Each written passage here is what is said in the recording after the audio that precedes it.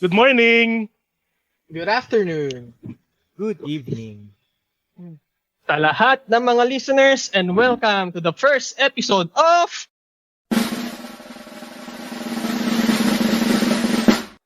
Pantry Talks! Pantry Talks. Pantry Talks. Pantry Talks by Potitos Corner. I'm one of the Potitos, Tito Z. Hi, I'm Tito Vitz. At ako naman si Tito B. And I'm Tito G.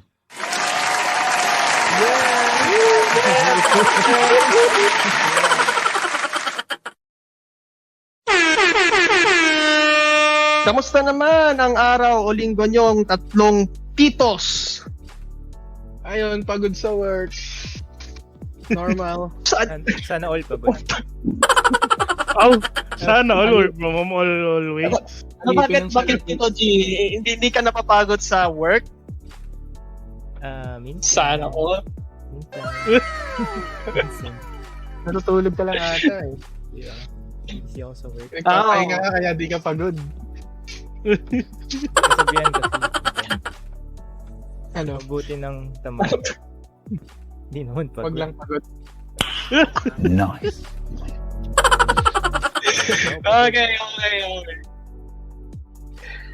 So for our first episode, pag-uusapan natin ay ang buhay ng isang manager. Disclosure, the views and opinions of the host in this podcast is just the views and opinions of the host. Okay guys, honestly, for our listeners, si Tito B at si Tito Vitz, naging manager nila ako years ago. Mga ilang taon na yun? 7 years or 8 years maybe? Baka nga 10 years na kung di ako nagkakamali. Tapos si Tito G naman, inampon lang namin. So, kay Tito B tsaka Tito Vitz, no? Kamusta naman ako manager noon? Sa akin, Ilabas mo yan. Nalulungkot si Bits oh. Naiiyak. Naiiyak mo yan. Sa akin kasi saglit lang eh. Parang unofficial pa nga, kakalipat lang natin. oo. Kasi Less than a year, eh. Sa akin kasi, Hindi pa matagal. siya talaga yung new hire ako. Siya talaga yung first manager ko, di ba? So, ayun. So, as a new hire, noon, nag-research ako. So, parang ganun ko kasi tinitingnan yung tao eh. Yung kinikilala ko, ni-research ko siya. So, ano ba yung naging achievements ni Z? So, ayun, medyo na-inspire ako, pre. Kasi, ang lupit pala niya nung pa siya, di pa siya manager. Oo, batak, pre. Batak mag-prod, ganun. Dami niya palang ang bilis niya ma-promote. So, parang sinabi ko sa sarili ko, ay, ang lupit na manager ko. Parang gusto ko siyang maging mentor. Diba? So, yun nga, as time goes by, habang manager ko siya, ayun, parang naging mentor nga kami. Naging mentor ko nga siya. Naging mentor ko nga siya, Ginaid niya rin ako kung tapos sa tulong na rin ng isa naming ka-team ko, silang dalawa, sila talaga yung nag-influence para magpursige ako dun sa job ko. I mean,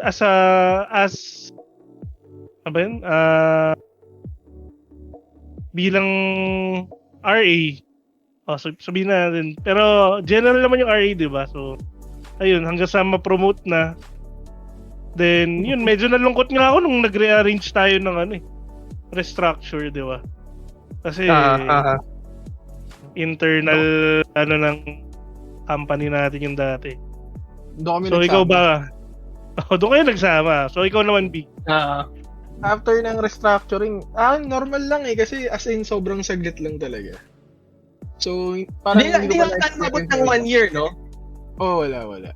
Kaya, Wala. ewan ko, okay naman kung overall. Kasi mostly naman, admin stuff, okay naman. Tas, naglalaro lang din kami nun, kaya hindi masyadong, wala masyadong manager. Huwag mo naman ako i-booking. Ay, sorry. Hindi naman. Marami lang tayong, moments na nagra-Ragnarok, kaya, mas yun yung naalala ko. Outside work. O yung inampun. Outside work. Yung inampun, anong masasabi mo? Yung Sabi inampon. ko, ano yan eh. Agree ako sa mga sinabi niyo. Alam niyo, magandang usapan later on kung paano napasok sa barkada tong si Tito G. Magandang usapin yung mamaya eh. Sa isang mga episodes natin. But Feeling yeah, ko di pa anyway. pasok yun. Kasi hindi work-related ata. Ayun. Maganda yung sinabi ni Tito Bis yung influence. Maganda nung sinabi niya doon eh. Si Tito Bits, just to refresh lang, no? Parang 2 years, 3 years, tama ba? Tito Bits, more or less. More or less. Tapos more or less 2 years eh. Tapos si Tito B naman, less than a year, tapos umalis ako sa company natin. I applied to another company. And then after another a year, bumalik ako sa company natin, pero ibang team na, no? Pero as a manager pa rin, so to speak naman. Ganun naman yung nangyari. Ngayon, ikaw naman tatanungin namin kasi ikaw yung manager eh. Ano ba talagang ginagawa nyo? Oo nga. Okay. Ay, mali. Ay, nadulas. Kaya sabi ko kay Tito B kanina, huwag niya ako i-booking eh. Pero, magandang tanong yan, no? Pero categorize lang natin, ha? Yung term kasi na manager, ngayon kasi nagagamit na siya interchangeable sa mga positions sa trabaho ngayon. Pag tinawag na manager, meron tayong tinatawag na people manager, meron din tayong tinatawag na IC manager or individual contributor manager. So meron kasing titles mga kumpanya ngayon na name as manager pero hindi ka naman umahawak ng tao. I'm not sure kung naka-experience na kayo ng ganun or naka-witness na kayo ng ganun, pero may mga ganun. Tapos may alam nga akong company na team leader yung name pero hindi rin siya umahawak ng tao. Parang next level lang siya sa senior, kumbaga ganun yung merong ganun. So medyo weird pero depende sa kumpanya kung paano nila i-structure kasi yung hierarchy ng career progression nila. So itong pag-uusapan lang natin is specifically sa being people manager tayo, di ba? So kung anong ginagawa ng being people manager, madami yan eh. Of course, one of the things dyan is yung nabanggit ni Tito B admin. So, kami yung mag-a-approve ng leave, kami yung, kakausapin nyo kung meron kayong long na mahaba-habang leave na gagawin or other companies or other organizations tawag nila is time off or out of office, yun naman tawag ng iba. Pero hindi lang sa pag-a-approve yan eh. Kasi akala ng wiga, approve lang. Pero hindi lang dun eh. Kasi i-measure mo yan kung yung resources mo, yung mga manpower mo, kaya ba to? I'm sure na-experience na ni Tito B at Tito B, no? Kasi kahit paano nasa industriya tayo, meron tayong tinatawag na skeletal workforce, di ba, na 50% kailangan pumasok, 50% lang ang pwede mag-leave. So, kailangan mo i-manage yun. Number 2, of course, hiring. No? Yung mga new hires, ikaw yung mag-i-interview as a hiring manager, ikaw rin yung magde-defend sa HR halimbawa kung kailangan nyo na, or sa manager mo, for example, manager ng people manager, kung kailangan ng additional headcounts or additional tinatawag nilang FTE or full-time employee. Then of course, another one, sinabi na ni Tito Bits kanina, influence, no? Ito sa mga pinakamalaking need na gawin or pinakamalaking task ng isang people manager to influence, no? Paanong influence? Siyempre in a good way, no? To inspire, to motivate, to guide in their careers. Yan yung mga yan yung tingin kong pinakamalaking task ng isang So regularly merong career feedback, of course yung performance feedback, dapat regular yun eh, regular. Siyempre, mga catch-ups. Kaya, I'm not sure if you remember the two of you, no? Beats and Bits. Pero, dati parang halos may weekly na catch-up akong sineset sa inyo. Of course, it doesn't come regularly, pero kasi depende rin sa oras ko at oras nyo. Pero as much as possible ako noon, trinatry kong gawin yung regular catch-ups eh. Meron Kasi- parang tuwing Friday. Diba? Naalala ko nun, madalas ka mag-weekly catch-up dun sa mga resources na kailangan ng guide or yung medyo bumababa na yung performance. Ang tanda ko sa akin, hindi tayo masyadong nag-ano. Oo.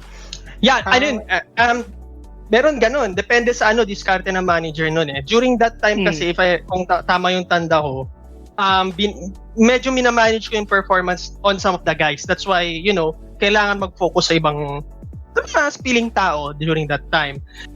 Pero on regular basis na okay naman lahat ng performance ng mga tao, ng mga, yung mga direct reports mo, yung mga sumasagot sa'yo, as much as possible, equal lang. Pero I'm not sure. Honestly, yung management style ko, I'm not even sure if it's right or wrong. Kanya-kanya yan eh. Kanya-kanya yung management style nila. I mean, ikaw, Bits, no? Ikaw, Bits, kung maging manager ka, there's a specific, management style na it works for you. Ganon din sa'yo, B. Ganon din sa'yo, Tito Gino. Hindi porket nag-work sa akin yun or tingin ko nag-work, pag kinopya nyo, mag-work din. Hindi siya ganon eh. And Hindi black and white. hindi siya black and white. Honestly, hindi siya black and white. So yun, in general, yun yung ginagawa ng isang manager, people manager. Pero, madami pa actually. Siyempre, makikipag-usap ka rin sa mga actually, ito kasi bilang manager, hindi ka na sa executive level, pero hindi ka na rin rank and file. You're in the middle.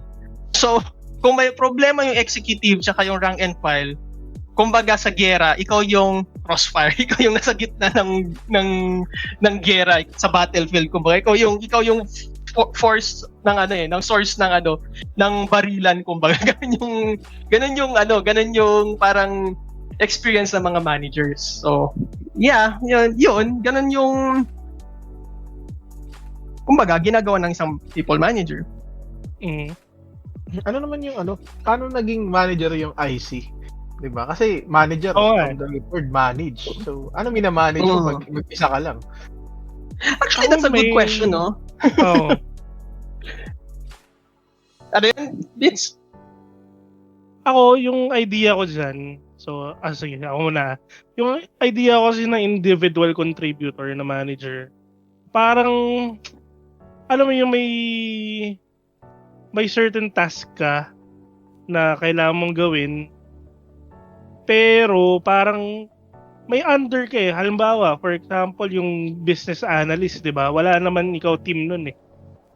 So, dun sa current na kumpanya natin di ba pag business analyst ka, wala ka namang hawak na team, pero may mga under ka pa rin dun sa department na yun, sa operations. So, ikaw lang siguro yung mag-handle ng projects. Yun yung tingin ko eh. So, tama ba ako dun, Z?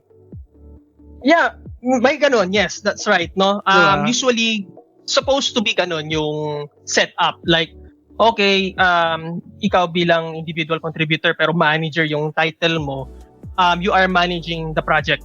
Tapos, under that project, syempre, may mga kanya-kanyang, paano ba sabihin, trabaho each individual na pwedeng hindi ikaw yung people manager nila. So, pwedeng ikaw lang yung nag-lead ng project, pero basically, hindi ikaw yung nila, people manager nila, kumbaga. Actually, kung hindi ako sure kung mahilig kayo magbasa ng yung Korean comics ngayon, mga webtoon or manhwa. Manhwa pa tawag. Manhwa na. Or hindi ko sure kung meron ganito sa Korean series, no? Pero kung papansinin niyo doon, ang tawag nila sa isa't isa, assistant manager ganito, assistant manager kanyan. Pero basically hindi sila hindi sila people manager eh. Nagtatrabaho lang sila as individual contributor. Kung papansinin niyo, kung meron kang nabasa or na panood na ganun. Parang sa Korea, very common 'yan sa Korea na ganong setup. Again, I'm not sure kung tama yung accurate yung translations kasi syempre subtitle and translation lang yon sa webtoon. Pero basically parang ganun yung setup. Medyo nagigets ko naman na. Magtatanong lang ako ngayon ng personal na. Ano mas trip mo? People manager o IC na manager? Mm. Honestly, hindi ko pa kasi na-try or na-experience ang IC na manager eh. So, hindi ako makapagbigay ng talagang accurate na answer. Pero, in all honesty right now, kung sasabihin ko, kung tatanong mo, gusto ko ma-experience ang IC na manager. Kasi never ko pa na-try eh. So, di ba? Very curious. Kasi sa ilang taon na rin akong people manager eh. So, maku-curious ka rin outside of the current na current na line mo eh. Current na industriya mo kung paano ba maging IC na manager, ano ba yung ginagawa siguro or ano ba yung difference bilang manager na IC sa manager na nagmamanage ng tao. Mhm. Ayun pala eh. Pero ano bang ano nyo? Ngayon, so people manager ka ngayon. Yes, sir. Kung okay lang tanongin, ilan ba yung hawak mo na tao ngayon? Right now, teka, sorry, bibilangin ko lang. Sige lang. Apat, Kahit dalawa, rough estimate lang. pito ang hawak ko ngayon. Pito. So, anong day-to-day na ginagawa mo? Sa pito na yun. So, Ano? Go lang. The good thing sa current na company ko is, ang nakakatuwa sa kanila, kapag people manager ka, they don't expect you na, gawin din yung BAU ng mga or yung operations ng mga sumasagot sa iyo. Ibig sabihin, hindi nila ina-expect na magpro-prod ka rin, kumbaga. Ang ina-expect nila sa inyo bilang people manager dito sa kumpanya ko ngayon, compared sa na-experience ko before, like sa current na company nyo, halimbawa, ang experience ko ngayon is, ang ina-expect nila sa iyo is keep the team intact, motivate them, and yung administrative dapat walang palya. So ganun yung ina-expect nila sa mga managers nila. It's a bit tricky because ang experience ko nung nag-start ako bilang people manager, alam ko yung ginagawa ng mga tao ko. So kapag tinatanong ako for guidance regarding the work, alam ko yung isasagot.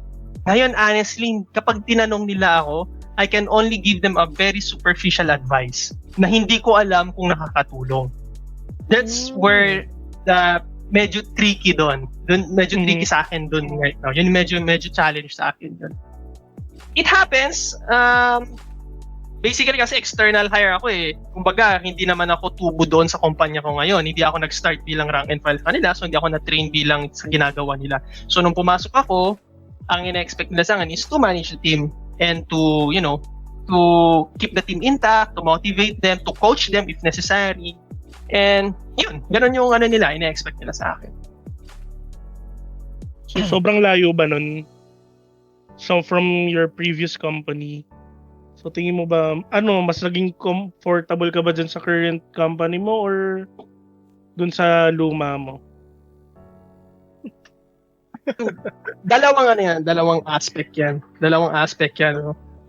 Number one, kung bilang manager, mas naging comfortable ako.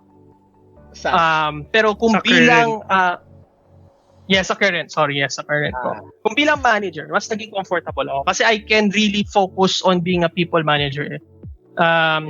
Medyo hindi ko ata masyado nasagot yung tinanong ni Tito B kanina, kung ano yung day-to-day. So, nakaka-focus na kasi ako sa sa process improvements. Number 1 yun. Number 2, metrics. Number 3 sa presentations. Number 4 sa escalations. Number 5 kapag anything executive level na kailangan yung managers. So nakaka-focus ako. Before, dahil people manager ka but they still expect you to do what your analysts are doing, medyo nasi-split yung ginagawa ko. Like, kailangan kong isipin yung mga tao ko, yung welfare nila. At the same time, kailangan ko rin isipin yung sarili kong performance, which is nahati yung attention ko. Mm-hmm. Pero ang ano naman doon is dahil comfortable ako na alam ko yung ginagawa ko or alam ko yung ginagawa ng team in basic principles, kumbaga, kung paano mag-ooperate yung team. Dati comfortable ako to guide them on the day-to-day operations or day-to-day na na productions na ginagawa ng tao. Ngayon, hindi ako comfortable kasi nga hindi ko alam yung ginagawa nila kumbaga mas expert sila kaysa sa akin in terms of yung mga day-to-day na ginagawa nila. Doon ako hindi comfortable kasi hindi ako sanay. Okay. So in terms of pala sa prod, kumbaga, ganun. Doon ako hindi comfortable. So, natatanong ka ba minsan, prod-wise, sa tawag dun? Actually, hindi naman. Yun nga hindi naman kasi hindi naman nila ako ina-expect, kumbaga. Pero alam mo, nandun pa rin yung urge na dapat sumagot ako kasi syempre ako yung manager nila. Kailangan kong tulungan din sila sa production nila or kailangan ko din silang tulungan doon sa ginagawa nila. So nandun pa rin yung drive sa akin. Maybe it's just me. Ewan ko, pero alam mo, may ganung drive sa akin eh. Oo. Parang kasi yan eh. Parang nararamdaman ko rin yan minsan eh. Yung parang pag di ka nakasagot or mali yung sagot mo, parang you feel useless ba? Parang ganun. Di ba? Tama ka doon. Ganun naman talaga eh. Pag-iisipin ko ng mga... Parang di mo na-fulfill yung... Manager ba yun? Oo, di ba? Isip nila, ano ba yan? Ang sorry for the word, ang bobo naman. Ganun, di ba? Oo. Pero parang Yung mga tao kasi ganun, no? Nag-expect sila ng support eh. Yun nga. Pero syempre, yun it affects din your naman, credibility di ba? Oo. Yun yung naisip kong issue dun sa sitwasyon mo ngayon eh. Hindi ba nagiging problema sa kanila na hindi mo alam yung basic na ginagawa nila? Sasabihin nila, hindi niya alam tapos siya yung boss namin. Hindi ba parang, ano naman, hindi ko alam pero parang baka iba yung dating sa kanila. Hindi naman ba? And the good thing about the company is meron kaming parang survey, kumbaga, I mean, not sure kung good thing, no? Kasi nabibigyan ng feedback in a very objective way naman yung mga managers. So, meron kaming managers feedback din. Na survey talaga, yung literal na survey, yung I'm not sure kung anong tawag sa mga ibang sa ibang companies pero basta may ganung survey. yung talagang pinipindot na survey, hindi lang yung feedback sa performance, no. Meron talaga yung ini-score na survey 1 to 5. Sorry. Glint yata yun eh. May ganun Oh, parang Glint survey. Glint. Parang Glint. Baka may Glint din kayo. Iba na. May ganun. Ibang tawag. So, yun. The good thing naman is, based on the survey, they understand na hindi yun yung role ko. And they understand na hindi ko kayang sagutin yung day-to-day operations or day-to-day na ginagawa nila. They know that the different angle ako makakatulong sa kanila. Like for example, escalation. Number 2, like kung may kailangan i-push back na na trabaho na hindi doon ako papasok. Or kung merong parang alam mo yun, yung pinapasa yung trabaho sa amin pero hindi naman talaga dapat sa amin. Ako yung magpo-push back din. Parang ganun. Alam nilang yun yung role ko. Which is, I'm very thankful sa tao kasi very understanding sila sa ganung angle. Nung tinanong ano yan? Sorry? Sige. Siguro na briefs na sila na gano'n ang setup, kaya parang okay lang. No. I think the good thing kasi kung paano kami nag-start is nung nag-start ako, kinausap ko sila. Okay, ito yung status, ito yung ganito ako magsisimula. Sabi ko. Then sinabi ko sa kanila, ito yung may expect nyo sa akin. Tapos ito naman yung may expect ko sa inyo. Parang ganoon. Kumbaga nung kinausap ko sila, inunahan ko sila na ito yung may expect nyo sa akin. Tapos talagang sinabi ko, sa day-to-day operations, alam ko kayo yung experts, sabi ko sa kanila. And kayo yung aasahan ko dyan. Magiging supporting cast lang ako. Yun yung sinabi ko talaga sa kanila. Ano pa ba yung mga challenges mo? Like, di ba na-share mo na yung challenges mo din sa productivity na tinatanong ka, tapos yung pag-a-advise bukod doon, ano pa yung mga challenges? For example, may naalala ka ba na worst na na-handle mo na tao? Worst na. Makapangalanan ako Ay, nito ba? Wala. Wow. Sige. Now, i-qualify ko lang yan, i-qualify ka lang. Iba yung worst na na-experience ko bilang manager, iba yung worst na na-experience ko bilang empleyado. So, pag-uusapan natin ngayon is yung worst na experience ko bilang manager. I think ang worst na experience kong bilang manager, hindi ito challenge I mean, talagang experience ko lang talaga na, yung naging nangyari, is that nung wala akong magawa because the executives told us so. So, kumbaga, bottom line na yun Okay, itong sinabi ng mga AVPs, ng mga vice presidents, this is the business needs. That's all. Kumbaga, wala na akong magagawa Regardless kung kung gusto kong i-protect yung mga tao ko or gusto kong magkaroon sana ng middle ground, wala And actually, that's one of the things na hindi na-appreciate ng mga, yung mga direct reports sa mga managers nila. Hindi nila alam yung nangyayari at the back office, yung mga usapang ganyan. So, I'm pretty sure di ko matandaan Tito B, or Tito Bits, na may sinasabi silang may napaiyak daw ako na na senior manager. Hindi ko alam kung naalala nyo yun. Ba't ka kasi nagpapaiyak? Hindi ko na maalala, pre. Diba? Honestly, hindi ko alam. Later on ko lang na yon. But, during that time, yung reorganization, I was really vocal na let's do something about it. I won't go into details, but, let's do something about it na everyone can be happy, kumbaga. So, pero, yun nga, at the end of the day, hindi lumabas yung gusto kong outcome. So, that's my worst experience. Of course, madami pang ibang ganun experience ko na because the manager or the executive say so, wala na akong magagawa. Ang very difficult dun is you as the manager, ikaw dapat ang ikaw ang mag-communicate sa kanila You have to be the one to communicate the bad news and you have to manage how to communicate that bad news to everyone. Diba? So, at the end of the day, yan nga, sabi ko, ikaw yung gitna sa battlefield So, ikaw yung uutusan ng mga executives na magsabi bilang manager ng mga group of people, yung mga direct reports mo, pag narinig nila yon, yung disappointment, hindi naman sa executives mapupunta sa'yo bilang the bearer of the bad news. yun yung talagang worst experience mo. Lalo pag sobrang bad news. So na misunderstood ka lang. Yes, yeah. Naisip ko kasi, diba, parang baka di lang nila nagigets na hindi mo naman decision yun. Sumunod ka lang. Parang gano'n. It's human nature, di ba? I mean, let's be real, di ba? It's human nature na kung sino yung nagbigay ng bad news, sa kanyang ka muna maiinis Sabagay. Pero kasi parang... Parang ako lang no? Sorry. Hindi sige, ikaw muna dito.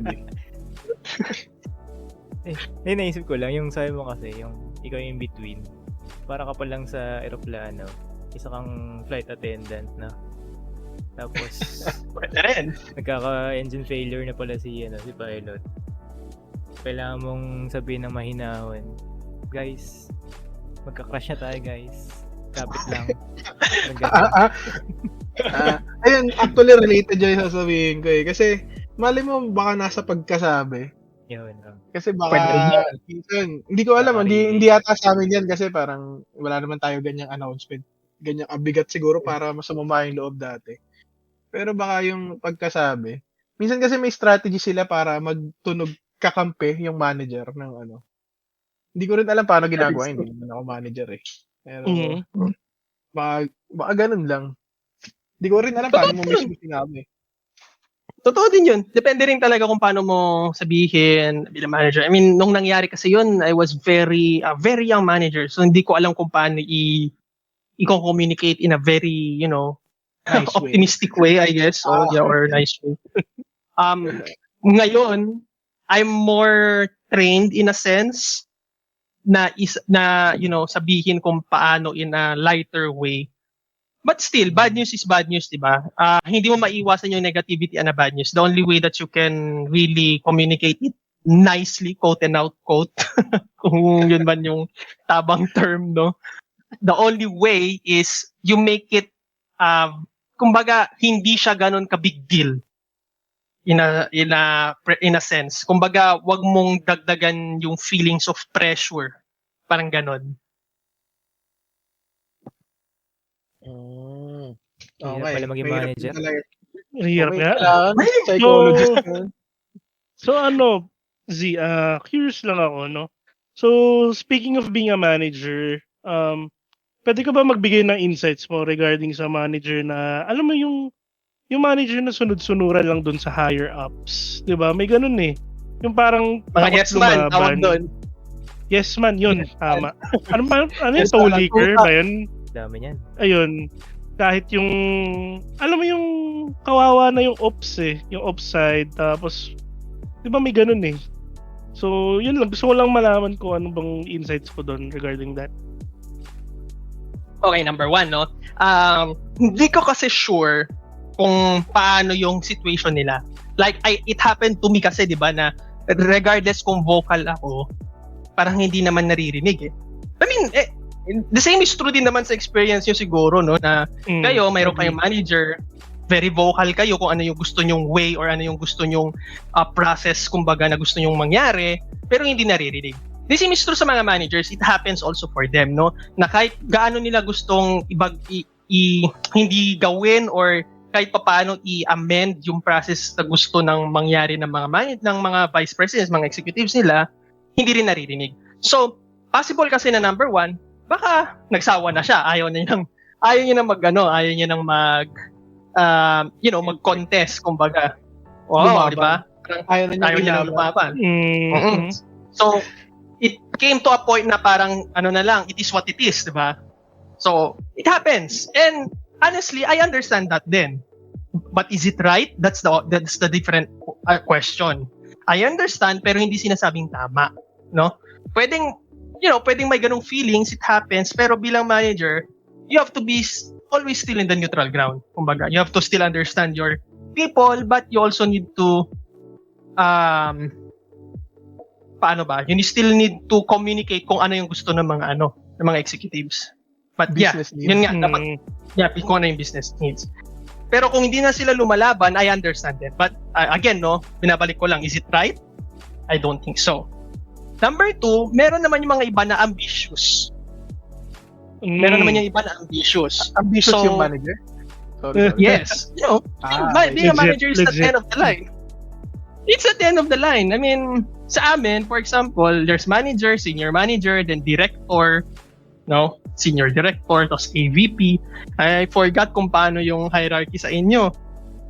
As much as I remember is assistant manager, then operations manager. Hindi ko alam kung may OM.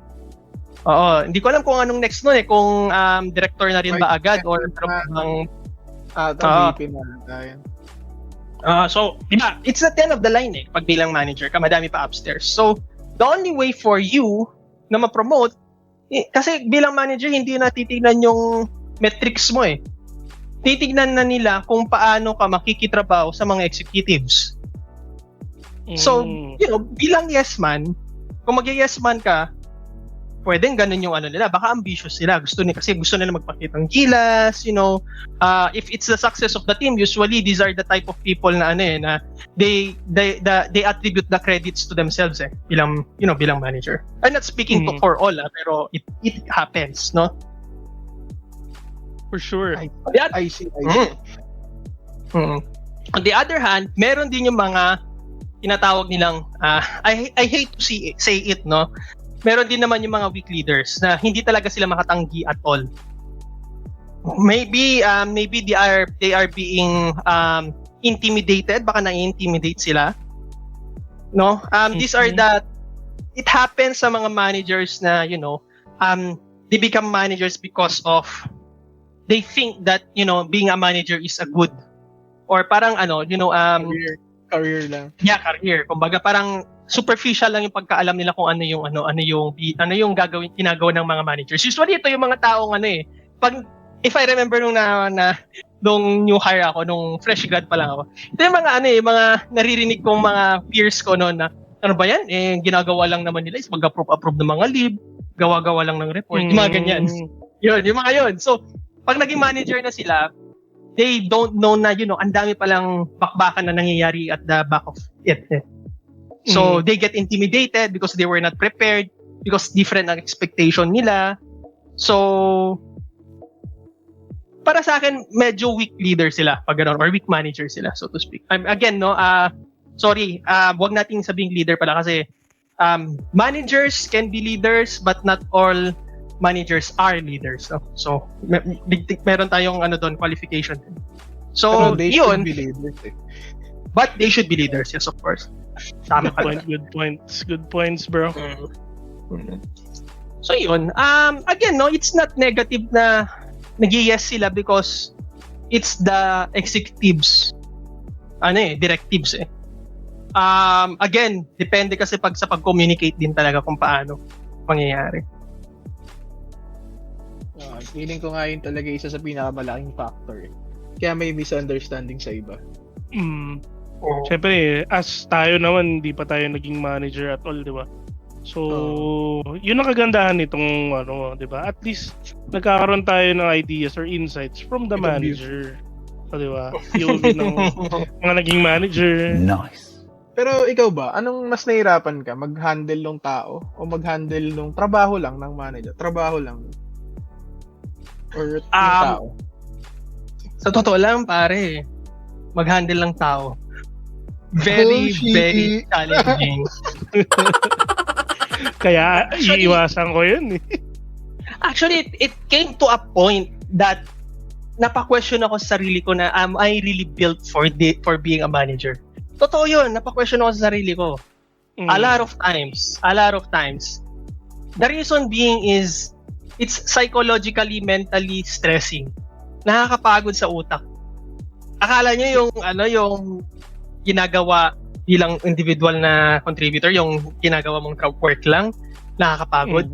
More so bilang manager.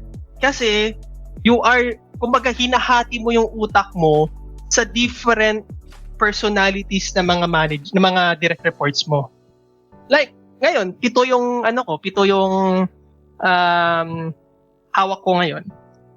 Each individual, iba-iba yung ugali nila. Each individual, iba-iba yung pangarap nila.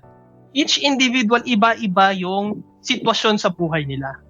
Ako kasi, this is my management style. Iba sa mga ibang tao, iba sa mga kilala ko rin. Pero ako kasi, ang style ko, iba-iba kada tao. In a sense na iba-iba kasi yung situation nila. Hindi ko pwedeng brasuhin ng isang tao na mahina yung loob. Hindi naman ako pwedeng malambot sa isang taong matigas ang loob. Kasi kapag malambot ako doon, ako yung tutumba ako yung mai-intimidate Pero kung halimbawa, ako yung kakainin Kung babrasuhin ko naman yung di ba? Kung babrasuhin ko naman yung mahina yung loob, baka siya naman ma-super intimidate, mag-resign na bigla, di ba? So, kumbaga iba-iba iba-iba yung nila. Tapos syempre iba-iba rin yung career aspirations nila, yung mga pangarap nila. Yung iba doon hindi pa nila alam kung ano yung future na gusto nila. So, ikaw yung mag-iisip kung paano mo sila i-motivate, kung paano mo sila gagawan ng career blueprint na tinatawag. Merong iba, alam na nila maging manager, maging people manager. So, ikaw naman, kailangan mo silang tulungan kung paano maging people manager. So, doon nakakaano And bilang manager kasi, I'm very proud enough na kahit papaano, yung mga hawak ko ngayon, and even si Bits, si Tito Bits at si Tito B, nung hawak ko kayo, di ba? Napapagkwentuhan nyo ako ng mga personal na buhay nyo. I think that's one of the biggest achievements bilang a manager. Pag yung mga hawak mo, they trust you enough na magkwento sila sa mga vulnerabilities nila. Yung mga kahinaan nila, yung mga problema nila, even in their personal life. No? When that happens, it becomes a next level sa'yo, how do you manage that person, not even as your direct report, but bilang isang tao na? So, pag umabot na ganun, another stress level na naman yun eh. Kasi, siyempre, ano na yan eh, kailangan mong ihiwalay din yung personal and business na na factors eh. But in any case, no, para sa akin, para lang i-summarize, mas nakakapagod ang mag-manage ng tao. Mukha naman talaga. Grabe kasi maglaro ng emotions eh. So, parang ang hirap. Hindi naisip ko eh. Pero yun, given nabanggit mo rin yung ano. Nabanggit mo yung resign. Paano nyo ba hina-handle yung attrition? Kasi alam ko kahit promotion, attrition din siya. Basta mawala sa'yo. Oo nga. Tama ba ako ng intake ko dun? Narinig ko lang Depende siya sa... Kasi kung halimbawa, promotion pero doon lang sa same team nyo, same department nyo, kumbaga nalipat lang siya isang ibang team pero same department pa rin naman, same umbrella nyo, sa amin hindi nila kinakount na attrition yun eh. Pero kung halimbawa, napunta yung tao sa ibang department, parang let's say sa department A, may team A, B, C, D, E, F, G, di ba? Halimbawa.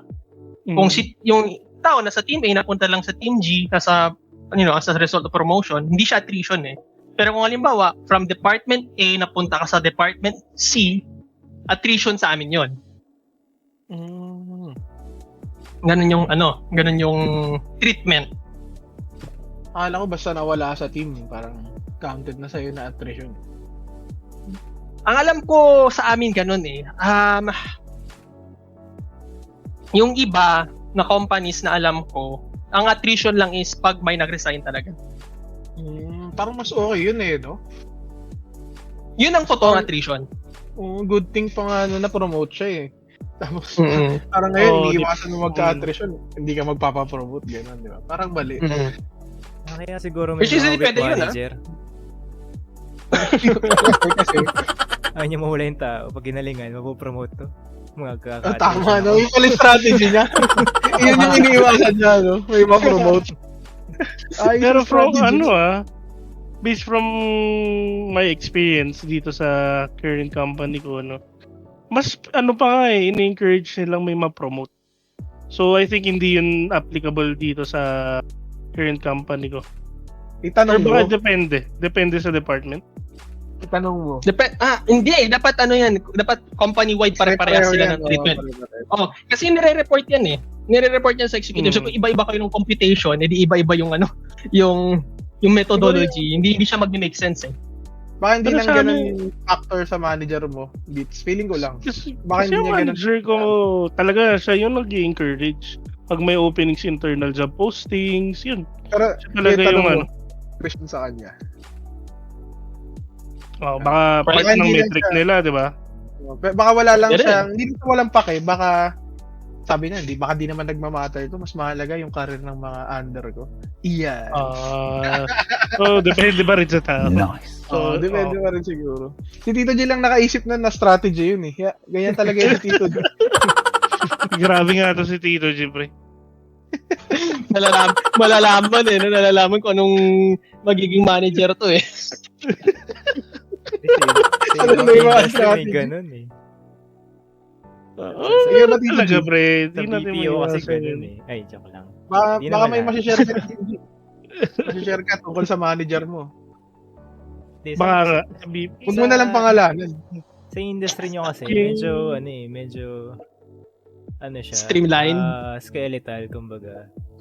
Sa amin kasi, on point lang. Kuwari, manager, team leader, tawag dito?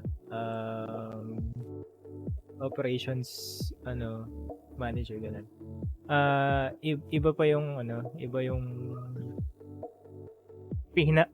yung pag-handle ng manager dun sa BPO, nakwento niya. Kasi, ang pinaka tumatak sa akin kasi namin din yung pag-handle ng tao. Kasi parang yun yung talagang parang pinaka-role ng manager sa BPO. Pero yung mga pagre-reports, yung pag ma-approve ng leave, meron kasi kami doon na ang tawag dito, workforce hiwalay na pa yun? sila talaga yung nagpa-process ng leave. So kahit Oh, i-approve ni manager, yung manager na term namin doon, walang magagawa si manager kapag dininay ng workforce. Parang ganun. Talaga. Talagang age Ikaw? talaga. Ah, Ayos yun ah. Legal ba yun? Sa BPO kasi iba-iba yung terms nila, iba yung terminologies nila. For example, sa pag-approve ng leaves, may workforce na sila na yung nag-handle kung kaya ba ng yung kineto ni Z, kung kaya ba ng manpower yung ganito. Yung resources. Hindi na si manager. Ang term kasi ng manager na team leader. Team leader, wala siyang overview, wala siyang parang list kung kaya ba to na mawala. Kaya medyo fair enough din. Kasi wala siyang overview. Ano Pero siya, manager pa yun, Nagkapasa planner. lang. Kumbaga, oo. Yung capacity planner nyo.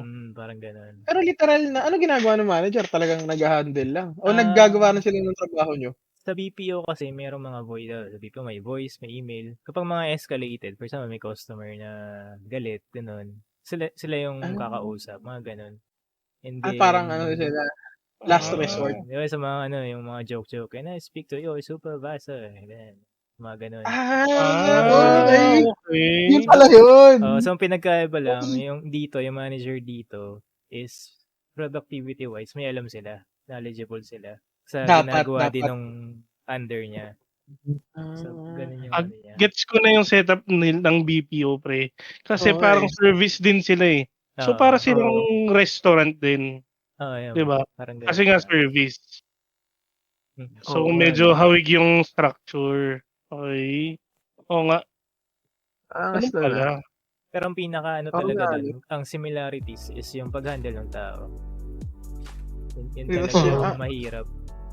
Kasi naano ko Pero rin hindi ko siya na-experience as a manager, pero parang nagigets ko yung point doon na, kasi may iba-ibang personality nga, lalo na sa BPO, meron dyan, graduate, meron dyan high school graduate. Tapos yung, May discrimination. yung age. So, ang hirap i-handle din ng matanda. Tapos, ang issue niya is more on technical. So, paano mo siya tutulungan sa ganung part? Pero, sa leave talaga, walang say yung manager nyo? Gano'n? Sa leave, O ina-approve nyo din? siya yung ina-approve naman niya. May times na hindi niya ina-approve kapag nakikita niya na doon pa lang sa, for example, sa handle ng tao is sunod-sunod yung pagpa-file ng leave. Or fina-file niya sa mga critical working days. For example, ine-extend niya sa holiday, o gano'n. Pero paano kung kunwari yung leave in-approve ng workforce, tas yung manager hindi? Nangyayari ba yun? Ay, hindi naman. Parang last say talaga dyan is yung workforce. So pag goods na kayo sinasala na ni manager yung leave request ni employee. Tapos kung goods naman, wala namang naapektuhang, for example, yung mga factors, critical working days, o kaya hindi naman to panay leave kasi may set of leaves lang for certain month sa structure ng BPO. Parang yun yung mahirap sa manager nyo. Paano nyo sasabihin na hindi ina-approve yung leave ng empleyado? Pero ang maganda lang sa mga BPO kasi yung software. So minsan nagre-reflect din naman kung na-approve ni may email na marireceive si employee na na-deny ni workforce. Tapos kung gusto niya mag-appeal, papasa niya ulit kay manager para kung magagawa ng paraan, yung mga ganun. Yun yung isang role. Kapag talagang dinisapprove, tapos kung kaya pang i-escalate pa minsan kasi pwede na lang kausapin yung nauna na nag-leave para ibigay na lang Palitan, kumbaga. Compromise. Pero angas pala ng iba pala yung setup ng manager dyan. Akala ko halos pareho lang sa may similarities, pero kumbaga sa structure of responsibilities medyo iba siya. Gets yun. Ayun pala yung pinaka-term, yung supervisor. Yun, supervisor. Si Bisor. Ang Bisor mo. Kasi meron din mga meron ding yung senior na experts na tinatawag. Hindi sila supervisor, pero ano sila minsan yung tumatanggap ng supervisory calls. Kasi minsan si team leader sa BPO kasi medyo fast-paced eh. May isa sa challenges ng managers doon sa BPO is kung paano mo ipo-pull out yung tao mo from time to time. Kasi syempre may coaching din yan. Pag-usapan yung performance, ganun, or kung na-issuean siya ng yung mga pasaway, na-issuean siya ng papel. Sa BPO kasi, ang break mo doon, may 15-minute break, 1 hour, kung ganun. Ganyan mostly setup eh. 15 minutes, tapos isang lunch, 1 hour. Tapos sabak na lalo na yung mga nagko-calls. So, isang challenge ng supervisor doon is kontakin ulit si workforce para ma-check kung kaya ko bang i-pull out tong tao na to para magko-coaching muna, pag-uusapan namin yung mga ganyan, KPI, ganun. So, yun yung isang challenges nila na nakikita ko. Fast-paced, no? Ibang-iba nga. Kasi ako kasi dati sa BPO kasi mostly experience ko sa BPO eh. Nag-start ako agent. So, nung umayos-ayos, nag-iisip akong anong next move ko. Supervisor ba o QA o workforce. Nakita ko pinaka okay QA. Kasi doon wala ka masyadong gagawin mo lang audit. Tapos minsan kailangan mong mag-send din ng reports. Pero ang pinakabigat na work sa BPO. Tatanggap ka pa ng call nun? Hindi na. Pag QA. Pag QA, usually hindi na. Pero may mga times kasi na may ibang BPO na kapag under manpower yung yung isang sector sa BPO, QA ang tutulong, ang sasalo. Tapos may manager din kayo doon. Ang pinaka-manager na is kung sino yung available na manager sa oras na yun. Walang specific. Hindi, meron kami sa QA, pero hindi sila yung tatanggap ng, for example, may supervisor call. Ang kukuha nun, yung sa operations na manager. Pero wala kayong manager nyo talaga? Sa QA meron talaga, pero iba pa ang na responsibility. Ang ginagawa niya? Iba pa? Grabe, no? Sa QA naman, ang manager ng QA, hindi ko na masabi masyadong mabigat, pero fair lang. Kasi, syempre, hindi naman siya tulad nung madugong manager Agent, level sa operations na hawak niya yung agent. Kasi sa operations ng isang BPO, ang manager kasi mostly, ang hawak na tao niya sa isang team, minsan maabot ng 20. 25, ganun. Madami. Sa QA kasi, ilan lang naman ang QA sa BPO? Mga 10 sa isang industry. Kasi, siyempre, BPO iba-ibang brands. So, iba-ibang QAs din doon. So, ang pinaka-manager, kailangan alam niya yung may knowledge siya in terms of product ng iba-ibang brands. Kasi iba-ibang QA hawak niya sa kanya-kanyang brands. So, yun yung isang challenge doon ng manager QA. QA manager, yun yung term namin doon. Yun Pero, iba-iba pa palang klase ng manager, no? Pero sa QA, loob yun nung talaga. Kaya parang iniwasan ko yun eh. Yung manager sa ops, parang manager nyo na rin sila kapag sila yung nandun, ganun. Parang yun yung intindi ko kanina sa sinabi mo. Parang ganun. Kasi siya eh. Sa leveling kasi, ang QA kasi hindi siya anong tawag dun sa leveling ng manager? Up step lang, ganun. Hindi pa siya manager level. Hindi siya manager level yung QA eh. Kumbaga, kaya siya tinawag na support dun sa structure ng hierarchy ng BPO. Unless QA manager ka. Kaysa yun sa mga iniwasan ko dati. Mas mataas yung QA manager sa operations na manager lang. Oo. Ang katumbas nun, ang QA manager, katumbas yun, operations manager. Pero yung supervisor, below siya. Ayun nga yung mga nasa operations lang. Pero yung yung OM na tinatawag kasi sa BPO may mga ganun terms OM. Yun yung nag-handle ng Yun yung sa QA na. Hindi Yun sa for example sa isang brand may nakuha ang project yung BPO, siya yung mag-handle nun, siya yung operations manager. So, may mga times na kailangan niya mag-employ ng tawag dito yung susunod sa OM. So yun. Tapos saka siya mag-employ ng mga managers sa bawat group. Nagigets ko na yung hierarchy nyo. Pero ibang-iba nga yung para sa Ikaw Z, ano masasabi mo na iba pala yung kay Tito G na manager? Andiyan pa ba si Z? Tinulugan na ata tayo. Hello? Hello? Hello? Yan. Ayan. Bakit kaya naka-mute naman ako Anyway. Alam ko na, hindi, naka-unmute ako. Kaya pala hindi niyo ako pinapansin. Minsan nagsasalita ako Talaga. Pero anyway, actually hindi na rin ako nagulat kasi nung sinabi ni Tito G na na BPO, iba talaga ang structure ng BPO Ibang-iba talaga. Tama kasi ang supervisor doon is talagang directly related sila sa ginagawa ng day-to-day ng mga ng mga agents nila. Agents yan. Mga tao nila. So, in a sense, tama. Very, very different. Ang hindi ko lang, ang nagulat lang ako is yung may iba pa palang mag-a-approve talaga ng leave.